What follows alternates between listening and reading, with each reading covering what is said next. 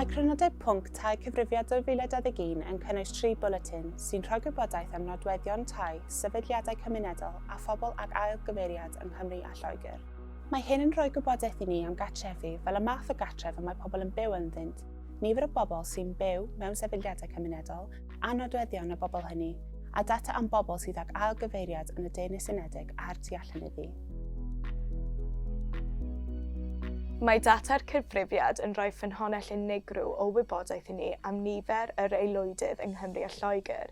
Ers 2011, gallwn weld cynnydd o fwy nag 1.4 miliwn o gartrefi dros y cyfnod o 10 mlynedd hyd at 2021, ac mae nifer yr aelwydydd sy'n byw mewn fflat neu maisonette wedi cynyddu fwy nag unrhyw fath arall o gartref.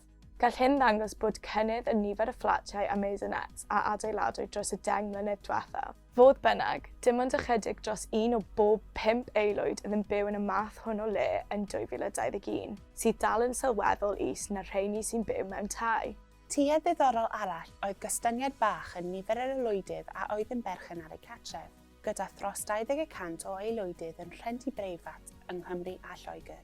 Yn Llundain, lle mae prisiau cyfetelog tai uchaf, cynnyddodd hyn i 30%. Mae'r duedd hon yn cyd-fynd â'r cynnydd yn prisiau tai ac yn ei dro y cynnydd yn y blaendal sydd ei angen i brynu tŷ. Sefydliad a gaiff ei oruchwylio drwy'r amser neu am ran o'r amser sy'n darparu llety preswyl yw sefydliad cymunedol, fel ysgolion preswyl a phrifysgolion, canolfannau'r lluoedd arbog, ysbytai, cartrefi gofal a'r charchardau. O ganlyniadau Cyfrifiad 2021, gallwn weld bod ychydig dan 2% o bobl yn byw mewn sefydliadau cymunedol, ac roedd tua hanner o rheini yn byw mewn sefydliadau addysgol.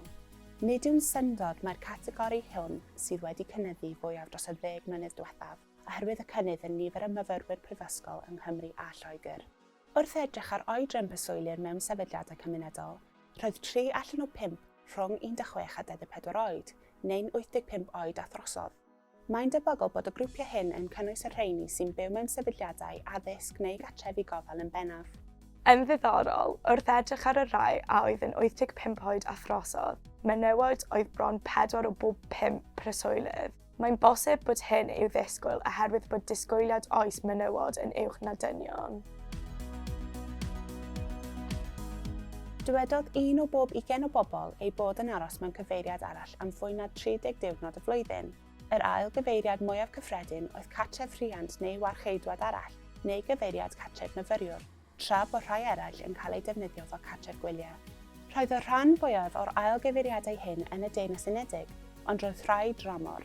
Rydym ni'n bwriadu llunio dadansoddiad manylach am leoliad ail gyfeiriadau a nodweddion yr eiddo hyn yn ddiweddarach yn 2023.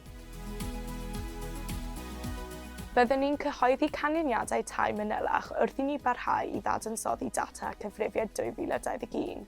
Byddwn ni'n ystyried sut mae tai yn amrywio rhwng maint cartrefi, ethnigrwydd, crefydd a gweithgarwch economaidd, gan roi darlun manylach o'r tueddiadau tai ledled Cymru a Lloegr.